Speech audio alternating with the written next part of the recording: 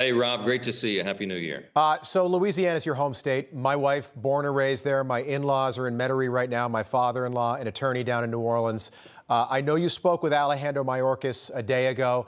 How concerned are you about the FBI being transparent with the American people about what really is going on down there? It's a concern. Our Attorney General is Liz Murrill, who you know, and she is a bulldog, and she was expressing her concerns early this morning that they had not been completely forthcoming with her.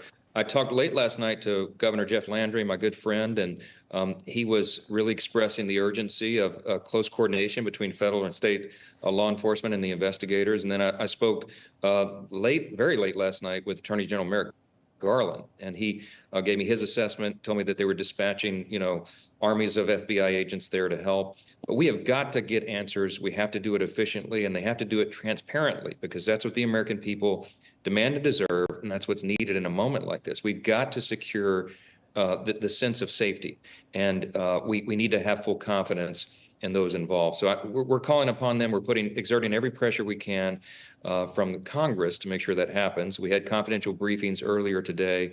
They're keeping us apprised, but there are many more questions right now than answers, and that's disconcerting to all of us. Should this have been prevented? Well, I think so. Look, it feels like a very reactive kind of response, and we've known for a long time that an act like this was probably imminent. I've criticized the Biden administration all day long after this event took place, because for I think 4 years, they had their eye off the ball. They tried to convince the American people that Right. radical racial extremism was our number one concern, when obviously terrorism always is, and especially when you have an open border. So there may not be a direct correlation with this, but it seems to us that these things, we're in an enhanced threat environment, and we have to be proactive at the local, state, and federal level to prevent this kind of stuff from happening. Okay. Big day tomorrow for you. Are you ready?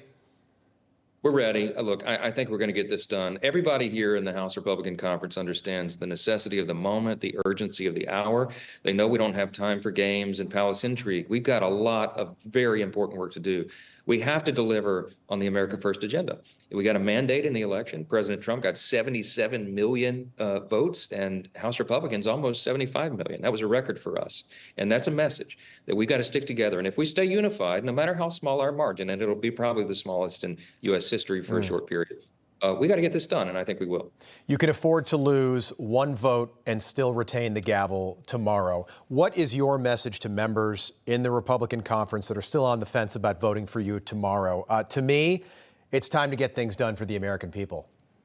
That's it in summary. And the good news is that we're shifting into a totally new paradigm. Everybody's frustrated, as am I, of what we had to do for the last 2 years. We only had control, very narrow control, of 1/3 of the federal government, remembering that liberal progressive Democrats were in charge of the White House and the Senate. So we didn't get everything we wanted or thought was necessary, but that's what happens in divided government. Now, however, though, Rob, we're starting the new year with a new majority, unified government. We have the White House, the Senate, and the House. And so it's on us. We're in a lawmaking phase now. We got to stick together and advance this agenda. So I think we will. I think everybody understands the necessity of that and the promise of what really can be the new golden age in America. President Trump talks about that all the time. I was with him at Mar-a-Lago just yesterday. He and I and the Vice President-elect, J.D. Vance, and we talked about the agenda and the sequence of the play calls and all of that. We're excited. Everybody's excited. We're ready to deliver, and we got to do together to do that. 60% of your conference, remarkably high number, has never dealt with unified government. So in 17 days, I'm not sure they realize how good it's going to be for Republicans, having both the House, the Senate, and then having Donald Trump right down the road in the White House. And I think some people might need to be reminded of that fact. I'm wondering, have you had conversations with everyone who might still be on the fence, the holdouts? Last night we had Rich McCormick on, Georgia congressman, and he said that you two hadn't connected yet. Yeah, it's been a busy week away. I mean, I was on the phone nonstop throughout the holiday. Rich and I will connect today. There's a small handful of guys who have, good suggestions about process reforms and things we can do differently when we have that majority in all three levers of power. They know that I'm open to that. I mean, I'm a proven fighter, a MAGA conservative, but to be speaker right now, you also have to be those things and someone who can work with every single member of our very diverse House GOP conference. And so I have that ability. We will get everyone together, rowing in the same direction, and we will deliver for the American people. We have no margin for error. When was your last conversation with Thomas Massie? Probably a week and a half ago. Well, before we left town for Christmas, so it had been December 20th. Look, Thomas is a friend. I respect him. We have difference of opinion. Everybody's entitled to their opinion. But I have 220 colleagues here on the Republican side, and we got to move together. I mean, we don't have any option. You know, the principle that we try to advance here is that no one's ever asked to compromise core principles, core ideals or beliefs, but we have to compromise on occasion our preferences because that's the nature of a deliberative body like ours. So we're never going to get everything we want. We have 435 colleagues here in this chamber, and it's a messy situation sometimes, the sausage making. But we are going to do that in an effective and efficient manner because we have to. Yes. We got to fix everything, and we're ready to go. Does Ukraine funding pause if you are reelected as Speaker? All the Ukraine funding is done. There's no new request on the table because we are waiting for our new commander-in-chief, President Donald J. Trump, to take office. And you know he's going to shake up the dynamic of that whole thing. And we expect it to be resolved very quickly. He's already inserted his views in that. And that's a great change that's coming. We're going to exert peace through strength again, and that's necessary. Peace through Trump, right, Mr. Speaker? I want to ask you about the rules package tomorrow. So the House is going to vote on getting the McCarthy rule, the motion to vacate, out of there. This is what you are Speaker because of this rule.